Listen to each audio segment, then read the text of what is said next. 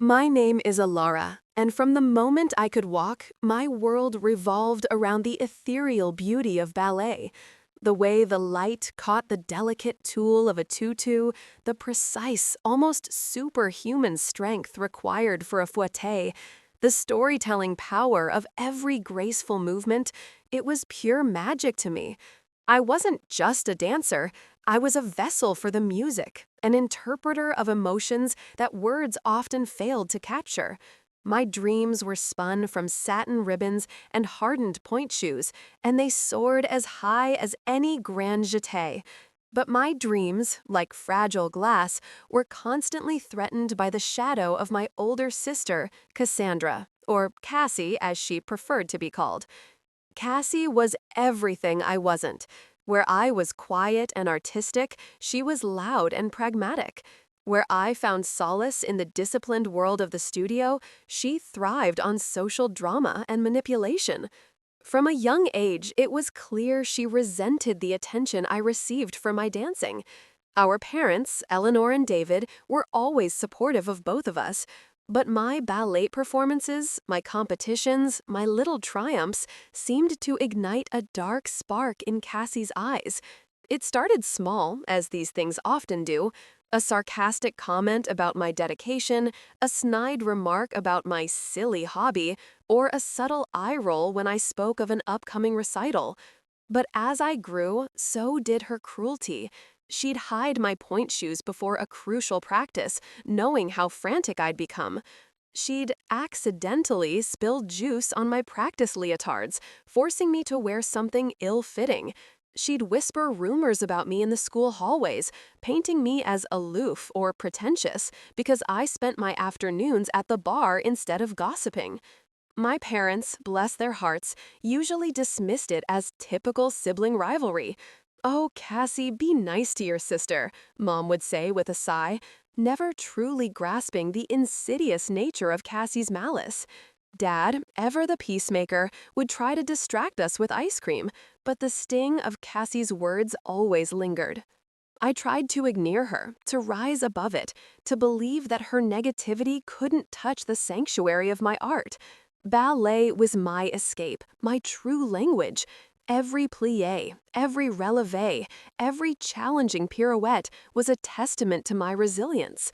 My instructor, the formidable Madame Dubois, a woman whose stern exterior hid a heart of pure passion for dance, saw something in me. She pushed me, molded me, and instilled in me a sense of purpose that Cassie could never extinguish. Then came the opportunity that could change everything, the prestigious Regional Youth Ballet Competition. It wasn't just a competition, it was a showcase for the country's most promising young dancers. Winning it, or even placing highly, could mean a scholarship to a renowned ballet academy, a path I had dreamed of since I was a little girl. I poured every ounce of my being into preparing for my solo piece, a challenging, emotionally complex interpretation of a modern classical ballet, a story of struggle and eventual triumph.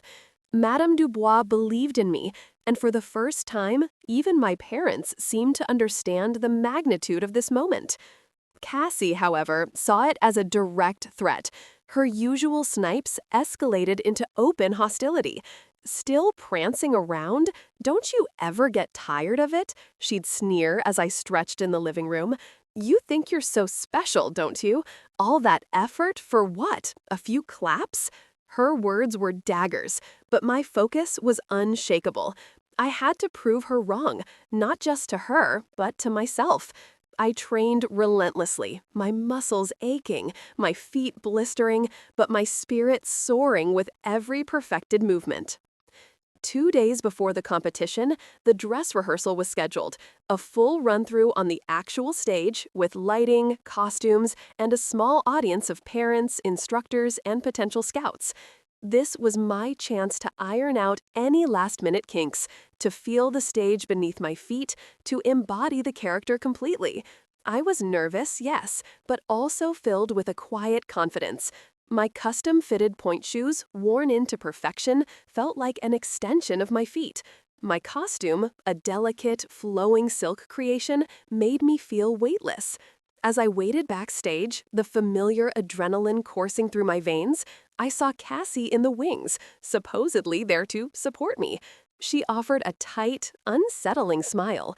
"Break a leg, Alara," she said, her eyes glinting with something I couldn't quite decipher. I brushed it off, focusing on my breathing, on the music that was about to begin.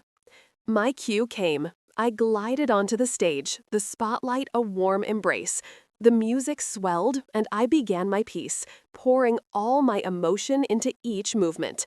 The opening sequence was flawless, a testament to months of arduous practice. Then, as I prepared for a series of rapid fouettes, a sharp, searing pain shot through my right foot. It felt like walking on broken glass. I faltered, but years of training urged me to push through. I tried another turn, and the pain intensified, a burning agony. My balance wavered. I could feel blisters forming, tearing. My foot was being shredded inside my shoe. I stumbled, then caught myself, forcing a smile, trying to mask the excruciating discomfort. But the precision was gone. My movements became jerky, my landing heavy. The grace, the fluidity, evaporated. I could hear whispers from the audience, feel their confused stares. My heart hammered against my ribs, not just from the exertion, but from the horrifying realization that something was terribly wrong. I glanced down, and through the sheer fabric of my tights, I could see dark stains appearing. Blood. My point shoes, my perfect point shoes, were destroying my feet. I finished the piece, barely. Each step was agony, each leap a battle against tears. When the music finally faded, I stood there, trembling, my breath ragged, sweat stinging my eyes. The applause was polite, sparse, laced with pity. Madame Dubois looked crestfallen. My parents rushed backstage, their faces etched with concern. But as I limped off, I saw Cassie. She wasn't looking at me with pity or concern. She was smiling. A slow, triumphant, utterly cruel smile. Back in the dressing room, when I finally peeled off my shoes, the sight was horrifying. My feet were a mess of raw skin, blisters, and blood. There were tiny, sharp shards of glass embedded in the padding of both shoes, strategically placed to cause maximum damage without being immediately visible from the outside. The custom inserts had been swapped with poorly fitting abrasive ones. It was an act of deliberate, calculated sabotage. My parents were horrified. Mom burst into tears. Dad's face was a mask of furious disbelief. "Cassandra!" he roared, storming out to confront her. I just sat there, numb, the pain in my fate a dull throb compared to the crushing weight in my chest. My dream, my months of work, my entire identity felt shattered. I had been publicly humiliated, my talent questioned, my passion trampled, and it was all thanks to my sister. Cassie, of course, denied everything. "I don't know what you're talking about," she'd shriek. "Why would I do something like that?" But the evidence was clear, and her smug satisfaction had been undeniable. Our parents finally saw her for who she truly was. There were shouting matches, tears, grounding, and endless apologies to me. But the damage was done. My feet needed weeks to heal, and the emotional scars ran even deeper.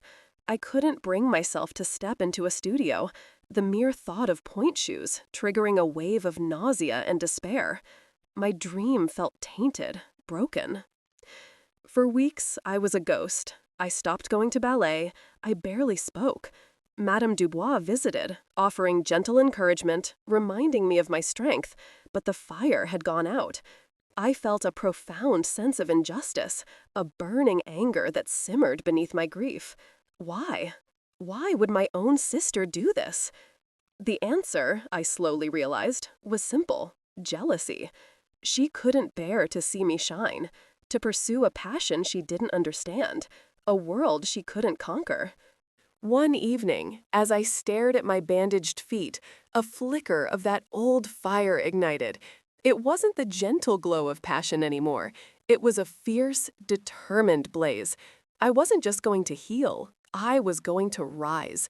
And when I did, Cassie would understand the true meaning of public humiliation.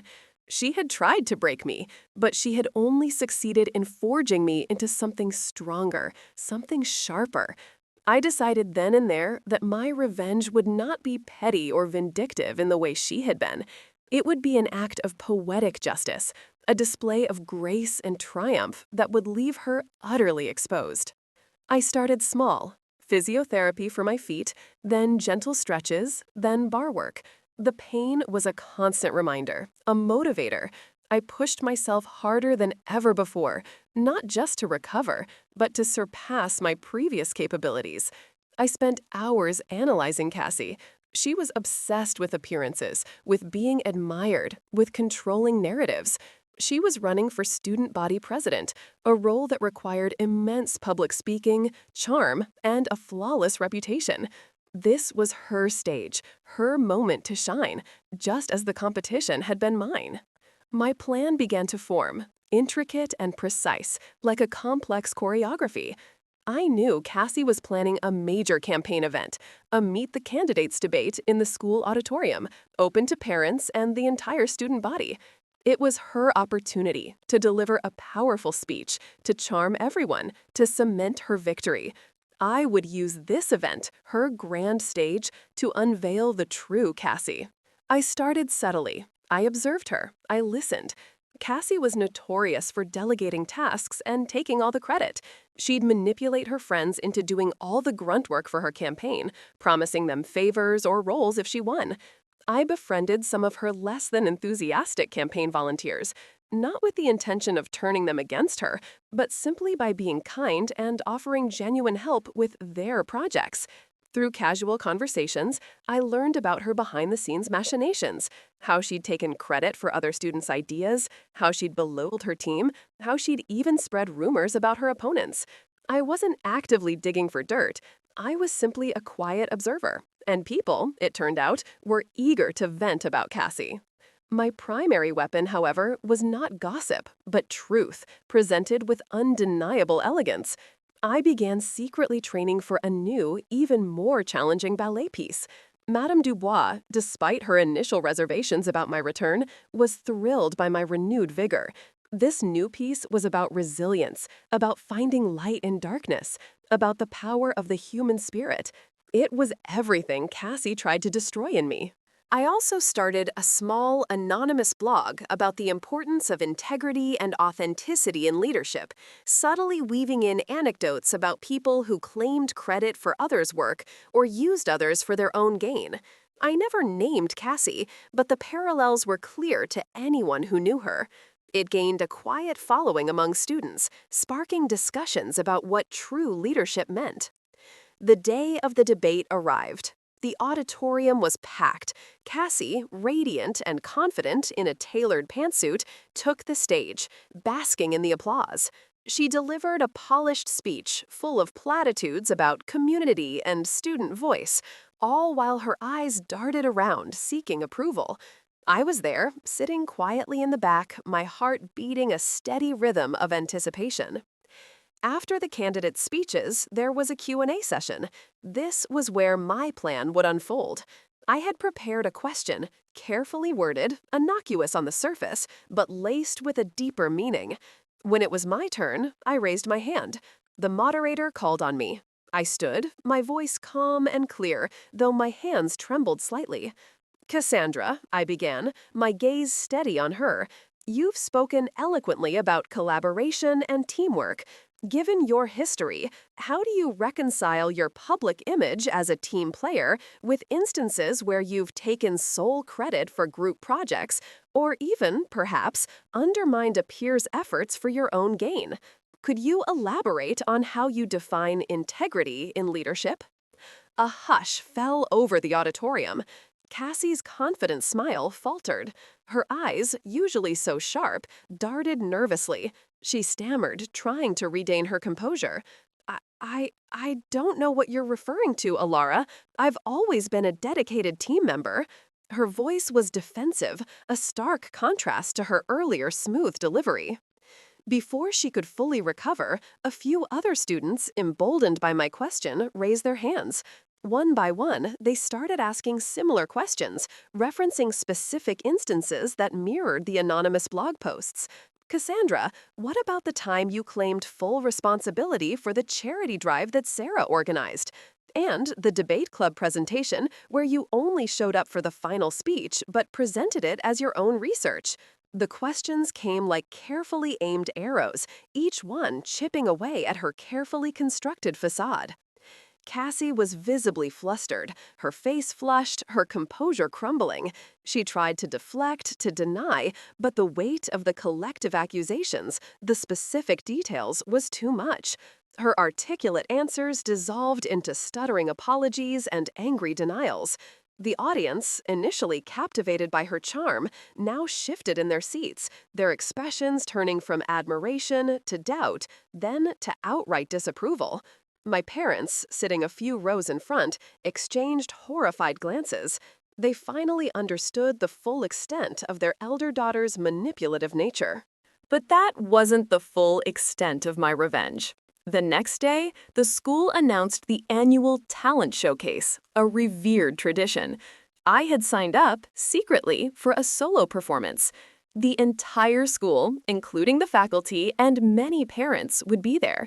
Cassie, still reeling from the debate, was also there, looking pale and defeated, her presidential campaign in shambles. When my name was called, a hush fell.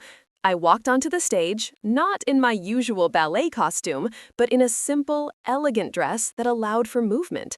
The music began, a haunting, powerful score I had chosen specifically.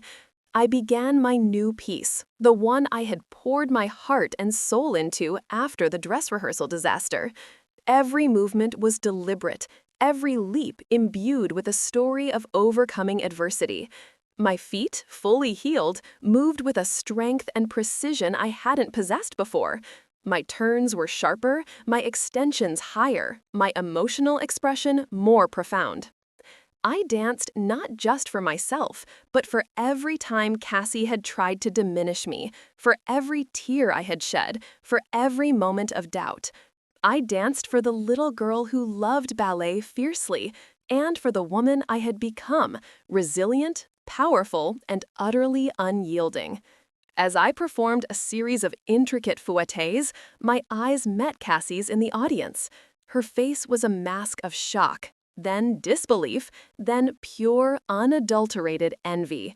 She saw not a broken ballerina, but a triumphant artist, more brilliant than she could ever hope to be. The ultimate revenge wasn't just exposing her, it was shining so brightly that her darkness became irrelevant. The final note faded, and I held my pose, my chest heaving, my heart soaring. The applause was deafening, a roar of appreciation that filled the auditorium. People rose to their feet, cheering, tears in their eyes. Madame Dubois, beaming, gave me a rare, proud nod. My parents rushed backstage, embracing me, their faces filled with a mixture of pride and profound regret for not seeing Cassie's cruelty sooner. Cassie, I later learned, left the auditorium before the show was even over. Her presidential campaign collapsed, her carefully cultivated image shattered. The whispers that followed her were no longer about my supposed arrogance, but about her undeniable malice. She faced the consequences of her actions, not through my direct accusation, but through the undeniable light of my triumph and the quiet, collective realization of her true character. The final note faded, and I held my pose, my chest heaving, my heart soaring. The applause was deafening, a roar of appreciation that filled the auditorium. People rose to their feet, cheering, tears in their eyes. Madame Dubois, beaming, gave me a rare, proud nod. My parents rushed backstage, embracing me, their faces filled with a mixture of pride and profound regret for not seeing Cassie's cruelty sooner. Cassie, I later learned, left the auditorium before the show was even over. Her presidential campaign collapsed, her carefully cultivated image shattered. The whispers that followed her were no longer about my supposed arrogance, but about her undeniable malice. She faced the consequences of her actions, not through my direct accusation, but through the undeniable light of my triumph and the quiet, collective realization of her true character. That night, I didn't just dance. I reclaimed my story. I showed Cassie and myself that true strength isn't about tearing others down, but about building yourself up, brick by painful brick, step by graceful step. The shards of glass in my point shoes had once threatened to end my dream, but instead, they had become the catalyst for my most profound performance, my most satisfying victory. I continued my ballet journey, eventually earning that scholarship I had once dreamed of, dancing on bigger, brighter stages. And as for Cassie, her shadow no longer had the power to dim my light. I had danced my way out of it, into a future as limitless and graceful as a perfectly executed arabesque.